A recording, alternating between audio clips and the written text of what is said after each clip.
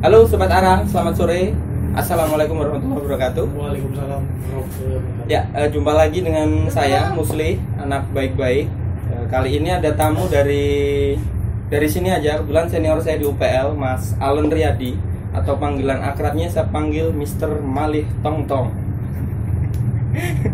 Salam ke kamera, Mas. Ya, gitu. Kita mau ngobrol nih. Beberapa waktu lalu Mas Allen ini udah naik melakukan pendakian ke Kartens Pyramid, salah satu puncak tertinggi dunia yang kebetulan puncak tertinggi di Indonesia, ketinggian 4.884 meter di atas permukaan laut.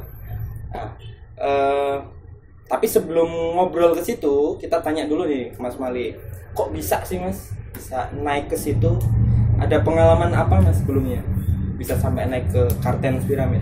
Mungkin sebelumnya saya ingin menceritakan pengalaman saya waktu kuliah dulu. Mas Musli ini memang adik angkatan, pas satu angkatan di bawah. Waktu Diksar, saya yang Diksar. Iya, dia yang Diksar saya. Nah, dulu memang saya aktif suka naik gunung Mas ya. Suka naik gunung dan panjat tebing dulu ya Mas. Meluangkan waktu cari kesibukan. Justru kita seringnya jalan-jalan naik gunung, ke sana cari dana. Iya. Dulu memang saya aktif di UPL itu dari tahun 2001 saya masuk UPL. Kemudian saya mengikuti Diksar selama kurang lebih 20 hari. Jadi kita mendapat materi tentang mountaineering, rock climbing, rafting, caving. Iya. 6 divisi waktu itu ada juga. 6 divisi waktu itu. Cuma memang saya lebih aktif di pemanjatan tebing. Mountaineering ya? Iya, mountaineering. Tapi untuk pengembaraan ekspedisinya saya ambil rock climbing waktu itu pengembaraan di Bukit Serelo di Lahat Sumatera Selatan. Di Lahat Sumatera Selatan itu tingginya 350 meter kalau nggak salah ya. 350 meter. Itu tinggi tebingnya, pemanjatan dari bawah sampai atas itu 350 meter. Ya, itu kurang lebih memakan waktu 8 hari. Iya, 8 hari pemanjatan artificial climbing ya, itu. Betul. Dan yang saya tahu sih dulu Mas Allen ini pas sebelum melakukan pendakian pemanjatan ke tebing 350 meter itu naik dulu ke tebing mulai dari 70 meter ya, tebing komando ya.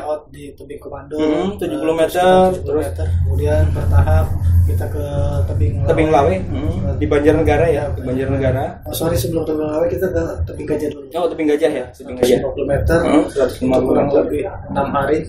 Panjat, kemudian kita ke tebing Lawe, Banjarnegara itu 7 hari kalau nggak salah. 7 hari kita bisa top 250 meter ya, medan yang dipanjat. Setelah persiapan matang, kita berangkat ke Serelo. Ya. Itu perjalanannya, pengalaman yang dilalui seperti itu. Kalau pendakian gunung Mas, ini kan lagi rame nih teman-teman, terutama Sobat Ara ini banyak yang pendaki gunung nih. Gunung udah mana aja Mas? Kalau di Jawa udah semua kayaknya ya. Kalau di Jawa mungkin beberapa ya, mungkin kalau bilang semua ya belum semua, tapi sebagian besar ya. Memang jadi idola favorit di Pulau Jawa, mungkin saya sudah pernah mendakinya. Terus kemudian beberapa gunung di Pulau Sumatera, di Sulawesi, kemudian di Lombok, Bali, Rinjani, Agung udah ya.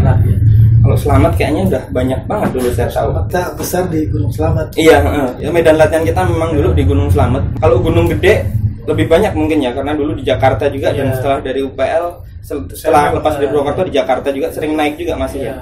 Setelah lulus kuliah, saya bekerja, saya masih aktif di pendakian gunung, jadi saya tidak stagnan, tidak berhenti. Saya beberapa membuat open trip juga Mas. Open trip juga.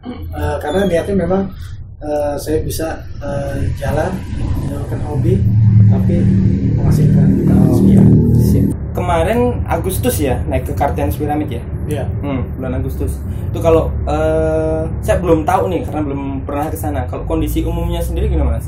Untuk Kartens Pyramid, untuk pendakian ke Gunung Kartens. Gunung Kartens itu kan salah satu Seven Summit. Salah satu Seven Summit dunia. Gunung yang berada di ketinggian 4.884 mdpl. Jadi gunung ini memang ya favorit semua pendaki lah pasti. Semua pendaki pasti punya cita-cita ke sana. Pasti. Memang gunung ini unik Mas. Jadi, unik banget. Selain tentunya salah satu puncak bersalju ya. Ya, ada puncak es abadinya. Puncak es abadi. Gunung ini memang memakan budget yang cukup tinggi. Jadi mungkin hampir semua orang yang ingin ke sana mungkin terkendala budget. Ya, yang kedua memang di sana juga faktor keamanannya, perizinannya itu tidak bisa kita prediksi. Butuh perhatian khusus yang itu ya, terutama di situ. Keamanan, cuaca. Jadi memang gunung ini unik. Jadi tidak semua orang walaupun dia punya dana, punya waktu, ya terkadang ya ada halangan. Nah gini Mas, kalau lihat dari pengalamannya Mas Allen kan dulu sering naik gunung, fisik kan udah terlatih gitu kan. Kalau kendala di fisik waktu melakukan pendakiannya gimana? Itu kan ketinggian 4.800 yang sebelumnya belum pernah kan di ketinggian itu. Kendala fisik yang terjadi gimana? Kalau fisik saya rutin latihan fisik minimal seminggu 2-3 kali. Ya jogging, lari. Selama berapa lama sebelum pendakian? 30 menit sampai 1 jam. 30 menit sampai 1 jam jogging. Ya itu hanya untuk menjaga kebugaran nanti fisik. Berapa lama latihannya Mas? Maksudnya ya kurang lebih kalau sebelum pendakian ke Kartens kurang lebih 2 bulan saya 2 bulan. Tapi sebelumnya 2 bulan ini karena kondisi fisik Mas Allen masih terjaga, karena sebelumnya masih sering jogging, masih sering naik gunung juga beberapa kali sebulan ya naik gunung. Itu seperti itu. Di kondisi fisik sangat ekstrim, karena di kondisi alam yang ekstrim itu pusing-pusing gitu nggak sih Mas?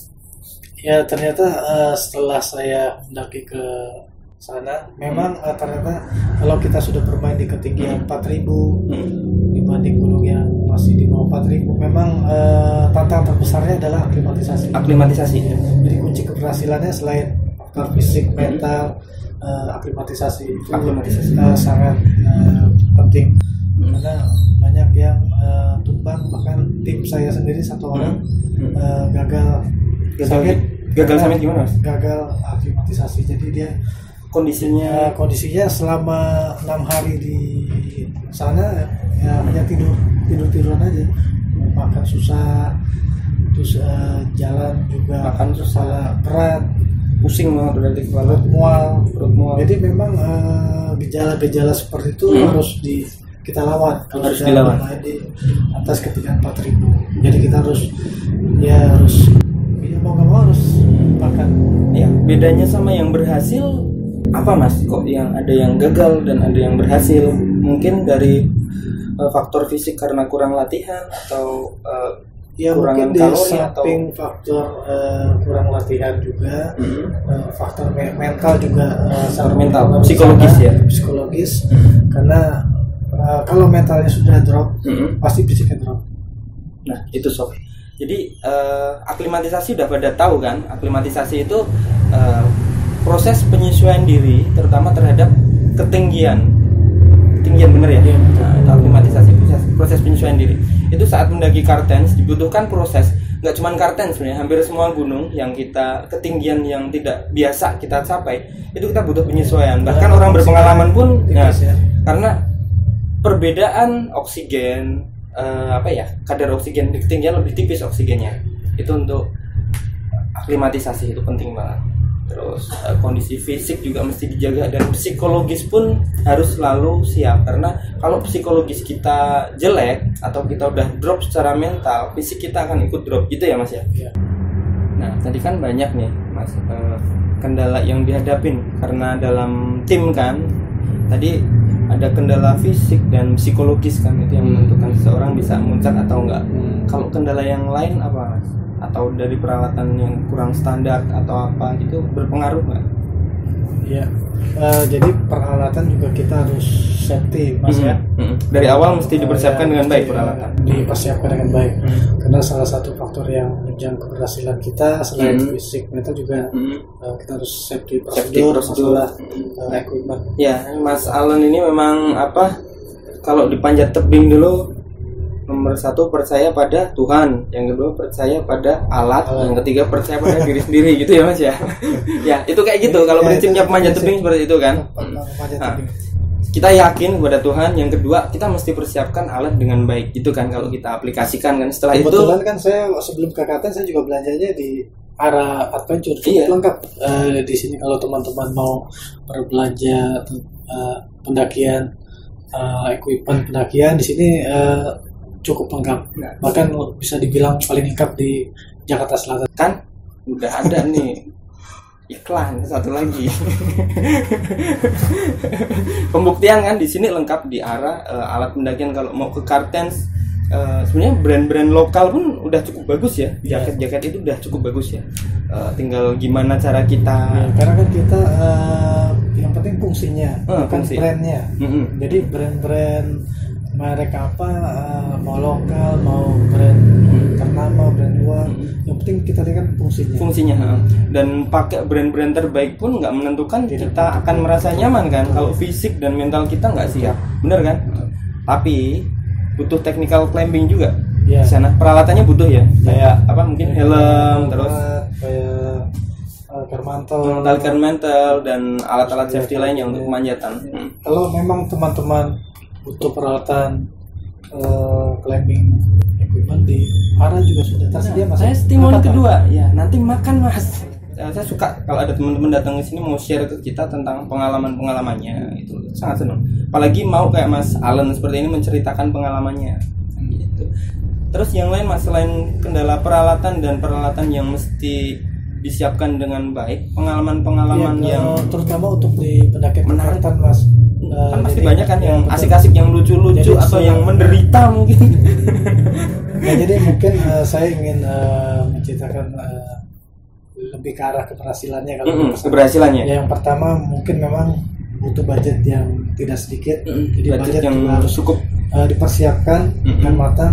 Dan di sana Mas, kalau terjadi kendala atau sesuatu yang tidak kita inginkan di Kartens, itu satu-satunya evakuasi harus menggunakan helikopter atau chopper. Ada yang dievakuasi nggak Mas saat pendakiannya Mas? Itu butuh biaya yang tinggi. Biaya tinggi. Kalau mau ke sana, salah satu faktor itu juga harus dipikirkan. Jadi kita harus ada ready budget untuk rescue kalau terjadi hal-hal yang nggak diinginkan. Ya, karena sehebat apapun kita, ya faktor cuaca yang kita nggak bisa prediksi dan faktor kondisi tubuh kita sendiri yang mungkin nggak bisa kita prediksi juga, memang harus kita persiapkan dengan baik sejak awal untuk kemungkinan terburuknya gitu ya Mas ya. Betul.